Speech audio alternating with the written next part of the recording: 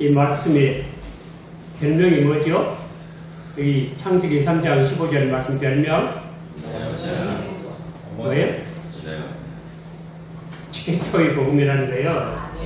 또는 최초의 복음, 또는 모복음, 어머니 복음, mother gospel이라고 그런 별명을 가지고 있습니다. 오늘 우리는 성경에 나오는 최초의 복음의 말씀을 참고하면서 은혜를 나누고자 합니다. 오늘 모두 우리 복음을 받아들여서 최고, 더 이상 생각할 수 없는, 상상할 수 없는 최고의 영광과 축복의 생명을 모두 누리시길 오늘 주님 이름으로 축원을 드립니다. 그런데 복음이라는 게 뭐예요? 뭘 복음이라 그래요? 복음이 뭐예요? 하도 복음 그러니까 복음이란 말, 복된 소식, 굿뉴스, 좋은 소식, 그 정도만 알고 있죠. 복음이라는 것은 아주 쉽게 말하면 하나님이 하신 일을, 그 공로를 사람 것으로 여겨주시는 것을 복음이라고 해요. 사람이 하지 않고 하나님이 하신 거예요. 하나님 무슨 일을 하셨는가? 우리 하나님과 사람과의 관계에 있어서 잘못된 관계를 회복하신 일에 하나님이 뭔가를 하셨어요. 그리고 그 하나님이 하신 것을 우리 사람이 한 것으로 여겨주시는 것, 그게 복음이에요. 그러니까 이 복음은 하나님의 사역이에요. 사람이 하는 거 아니고 이 사람을 받아들이는 거예요. 그런데 사람이 어떻게 받아들이는가? 그 받아들이는 것을 우리가 한마디로 믿음이라 그렇게 말하는 거예요. 세상의 모든 종교는 사람이 뭔가 해보려고 해요. 그러니까 성공할 수가 없는 것입니다. 우리가 미국 가려고 인천 앞바다 가서 헤엄치고 건너가는 게 사람이 하는 거예요. 우리는 비행기표 하나만 사면 그냥 내 수고 안 하고 가만 앉아서 자면서 가도 가요. 그것이 우리 기독교의 원리예요. 이게 복음이라고 하는데, 복음 속에는 하나님이 하신 일의 모든 것, 하나님이 우리를 위해서 무엇을 하셨는가? 마태복음 18장에 의하면 예수님께서 1만 달란트 빚진 자에 대한 비유를 말씀하셨어요. 예수님께서 아주 통크게 말씀하신 거예요. 빚을 져도 그렇게 많이 져요? 1만 달란트가 얼마냐면 20만 년치 연봉이에요. 20만 년치 연봉. 2년도 아니고 20년도 아니고 2만 년도 20만 년치 연봉이 1만 달란트예요. 그래서 솔로몬도 한 해 세수가 666달란트라고 했어요. 그런데 1만 달란트 빚을 졌다고 해요. 그러니까 이건 우리 사람이 도저히 갚을 수 없는 빚을 하나님께 졌다, 그런 뜻이에요. 근데 무슨 빚을 그렇게 졌어요? 선악과 과일 하나 떡 따먹은 게 그렇게 큰 빚입니까? 그 아무것도 아니잖아요. 과일 한 개 딱 따먹고 하나님이 죽는다고 위협을 하시면 그럴 수도 있어요. 하나님 그거 선악과 그거 얼마예요? 얼마입니까? 내 돈 물어줄게요. 그렇게 생각할 수도 있겠죠. 이것은 하나님의 모든 권위에 대한, 영원하신 거룩하심에 대한 도전이에요. 그렇기 때문에 이것은 도저히 용서할 수 없는 그런 무슨 죄가 되는 것이고, 선악과 속에는 우리가 하나님의 법 전체가 십계명에 요약되어 있다 그랬죠. 십계명 전체를 위반한 거예요. 1계명 너에게 다른 신 두지 말라 했는데 뱀의 유혹을 받은, 뱀을 유혹한 사탄을 신으로 두게 되었고, 또 다른 거 형상 만들지 말라 했는데 벌써 우상 숭배를 하게 됐고, 또 내 이름을 거룩하게 하라고 하셨는데 주님 이름을 거룩하게 여기지 않은 거고요. 그리고 사람에게 모든 안식을 뺏어갔어요. 그리고 부모에게 불효한 것이고, 살인한 전 인류를 죽게 한 거예요. 그리고 간음하고 도적질하고 거짓 증거하고 탐내고 하는 모든 죄가 선악과 한계 속에 다 들어있어요. 그래서 선악과를 따먹었다 하는 것은 하나님의 전체 율법을 똑 따먹었다. 전체 하나님 계획을 다 하겠다. 그래서 무시한 죄인 거예요. 이런 죄를 지어서 예수님께서 그냥 1만 달란트로 비유를 하신 거예요. 근데 그 1만 달란트를 사람은 못 갚아요. 하나님이 갚으신 거예요. 얼마나 갚으셨는가? 이사야 40장 2절에 의하면 배로 갚으셨다. 배로. 여호와께서 배로 갚으셨다. 우리 구원에 충분한 그런 값을 다 치르셨다. 그렇게 말씀을 하고 계세요. 그래서 우리가 예수를 믿으면 완전한 구원을 받는 것입니다. 예수님은 우리 영혼을 구원하실 뿐 아니라 우리가 사는 세상 전체를 다 구원을 시키세요. 우리가 타락함으로 말미암아 세상도 저주를 받아서 세상도 썩음 아래 종노릇하고 신음을 하고 고통한다 했죠. 그래서 이 세상도 다 구원을 시키세요. 우리 예수님 하나님 하신 일은 이 물질적인 면에 있어서 하나님 모든 역사가 종결되는 거예요. 영혼만 구원하시는 게 아니고 세상 전체를 구원하시고, 그래서 예수 안에서 천지가 통일된다. 에베소 1장 10절 말씀이에요. 그래서 예수님은 연합의 중보자라고요.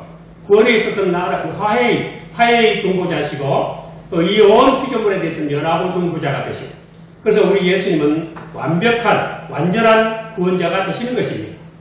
그 예수님을 제시하는 것이 바로 복음이에요. 예수를 통해서, 예수님이 하신 일을 통해서 우리 사람은 다만 믿음으로 구원을 받습니다.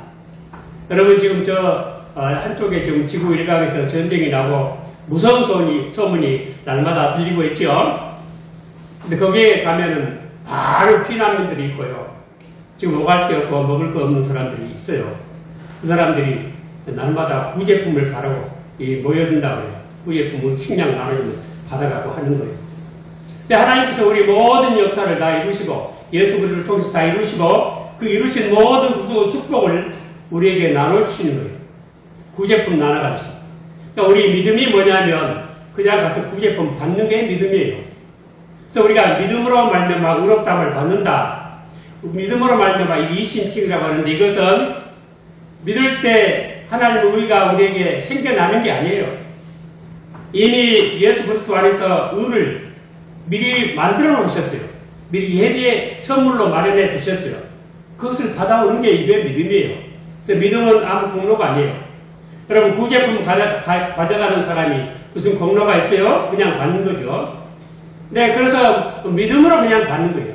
믿음은 아무 공로가 아닌 거예요. 다만 구제품을 주는 그분의 은혜 때문에 우리가 구원을 받는 것입니다. 이것이 복음입니다. 여러분 우리는 이런 복음을 믿게 되는 것, 하나님이 이루신 모든 구속의 공로의 유익들을 내 것으로 소유하게 되는 것, 이 일에 무한히 감사하시기를 축원합니다. 그 하나님의 역사 속에 용서가 들어있고 하나님과 화목이 들어있고 또 하나님의 자녀로 우리가 인정을 받습니다. 성령으로 말미암아 하나님 자녀가 됐어요. 하나님이 누굽니까? 하나님의 자녀는 상속자라고 했어요. 근데 우리가 하나님의 자녀로서 뭘 상속합니까? 하나님이 부자니까 부를 상속받습니까? 어때요? 하나님은 하나님 나라를 가지고 계신 왕이에요. 그래서 우리가 하나님 믿으면 하나님 자녀가 되고 하나님 나라의 상속자가 돼서 예수님과 더불어 공동 상속자가 돼서 예수님과 더불어 왕노릇을 합니다. 왕노릇을 언제까지 합니까? 왕노릇을 5년 됩니까? 그 왕이 10년 됩니까? 세세토록 왕노릇을 한다. 성경은 그렇게 가르쳐주고 있습니다. 이렇게 복음 안에서 이렇게 놀라운 축복이 우리에게 허락되고 부여되고 공급되는데 그리고 우리에게 적용되는데 그 복음의 시작이 오늘 본문 말씀이라 이 말이에요. 그런데 이 본문 말씀이 조금 희한하게 생겼죠. 이 복음이라고 하면서 처음 나오는 말씀이 무섭죠. 내가 너로 뭐가 되고 여자와 뭐가 되게 하고 원수가 되게 하고 이래요. 그래서 이 복음에는 두 가지 국면이 있다는 것을 우리에게 가르쳐주고 있습니다. 그 두 가지 국면이 뭐냐면은 첫째는 우리에게 아주 경계를 하고 있어요.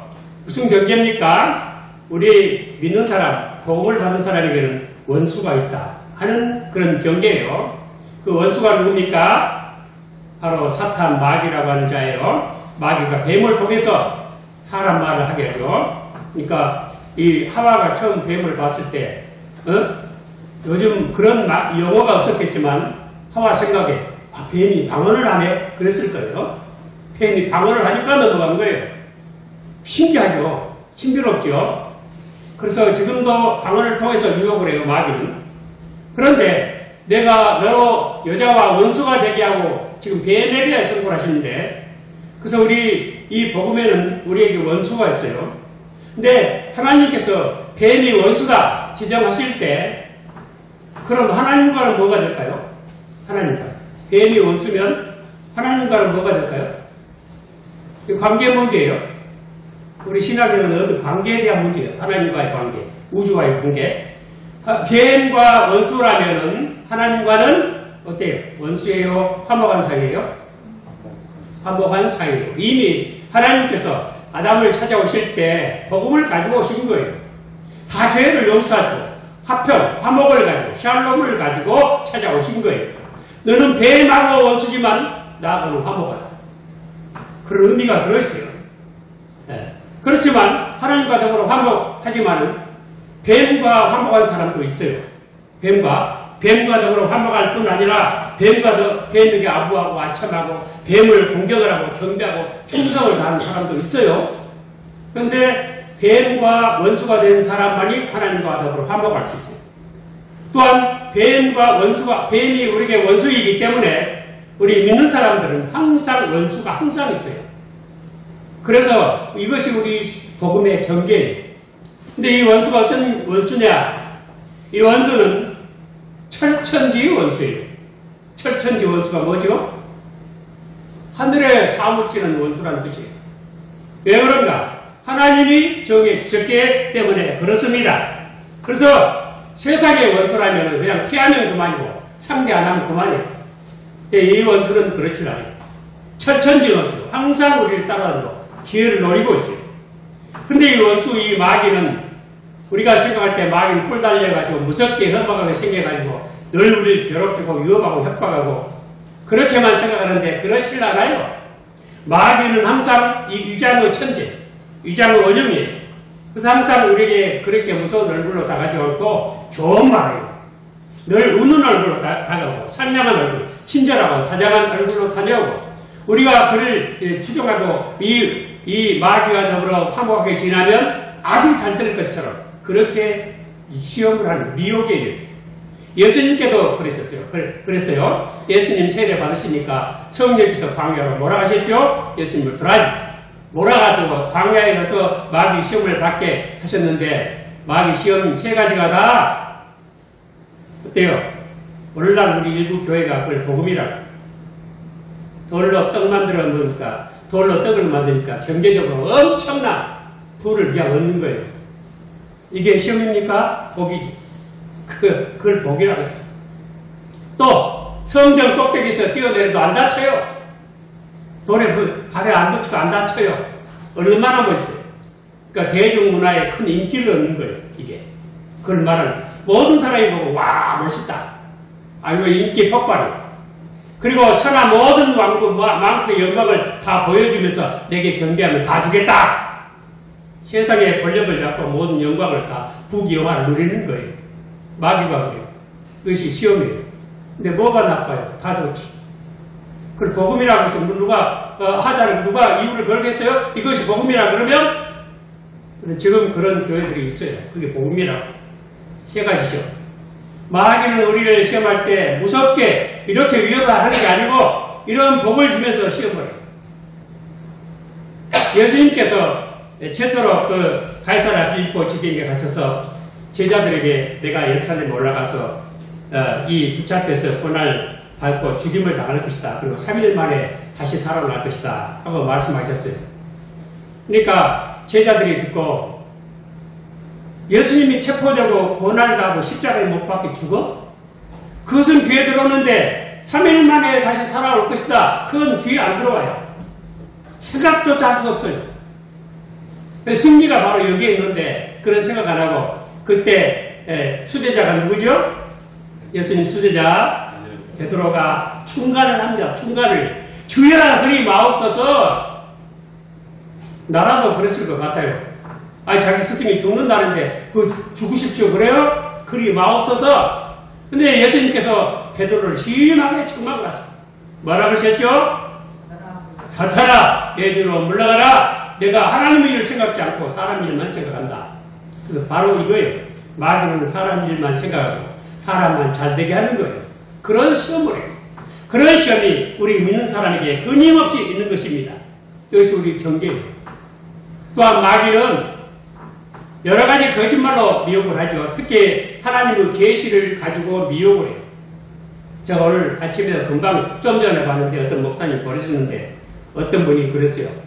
우리가 조상, 우리 선조들에게 받은 교리라고 하는 캐캐 문고 다 성경 불로 다 때려 치워버리고 새로운 불을 붙이자. 그런 얘기인데 아주 위험한 얘기예요. 여러분, 우리는 천주교인들은 그 사도직이라는 직을 계승했다. 우리는 사도의 직이 아닌 교리를 계승한 것입니다. 그 디모데서, 목회 쓰신 디모데서의 그 교리, 닥트린이라는 말을 교훈이라는 말로 여러 번 나오죠. 닥트린이. 이 교훈이 뭐냐면 어떤 분이 그런 말 했어요. 우리 교리들은 어머니의 젖가슴에서 나와서 어린아이에게 줘주는 젖이다. 어린아이 유아에게 주는 젖과 같은 것이 교리다. 그런 말씀이었습니다.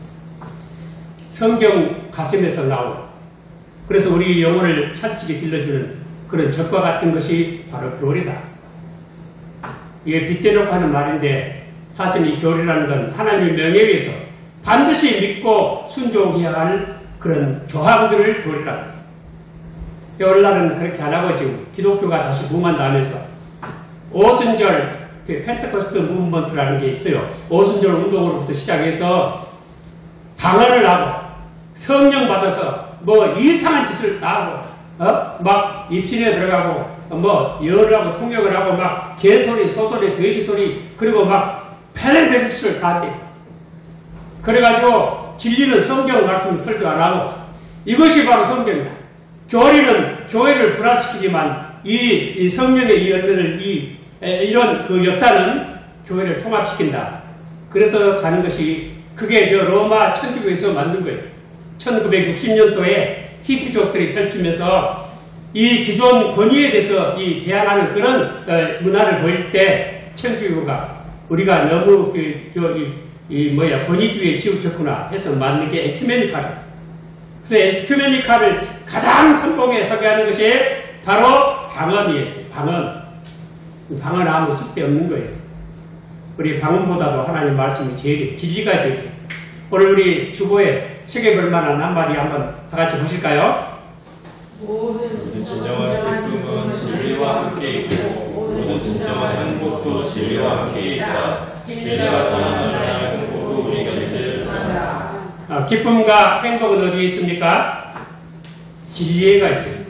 예수 그리스도 안에는 말씀이 육신이 되어 우리 가운데 거하시며 우리가 그 영광을 보니 아버지 독생자 영광이요 무엇과 무엇이 충만하더라? 은혜와 진리가 충만하더라. 은혜는 마치 요람과 같이 어린아이를 키우는 요람과 같고 진리는 우리를 전사로 만드는 그런 훈련장과 같아요. 진리는 그래요. 그래서 은혜는 포근하게 받아주지만 진리는 용사를 만드는 거예요. 진리의 싸움을 싸우게 하는 거예요.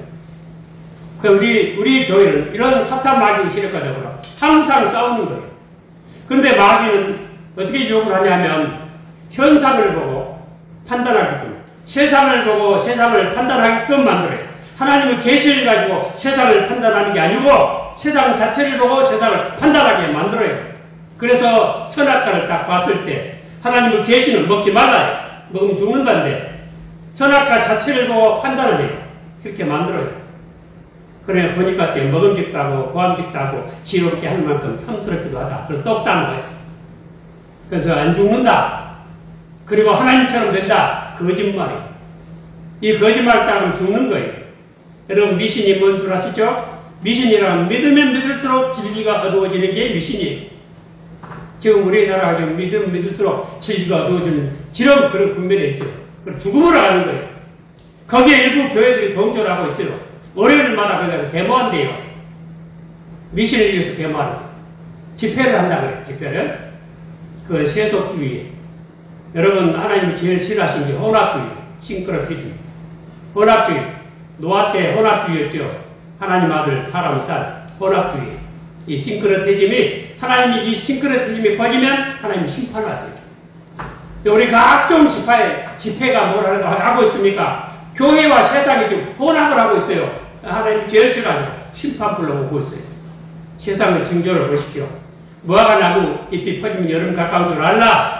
모든 징조 보고 이 천대지면 모든 전쟁들, 지근들, 지진들 일어나는 거 보면서 예수님 가까이 오면 알라고 지금 경고를 하고 있습니다. 사탄 마귀는 무섭게 유혹을 합니다.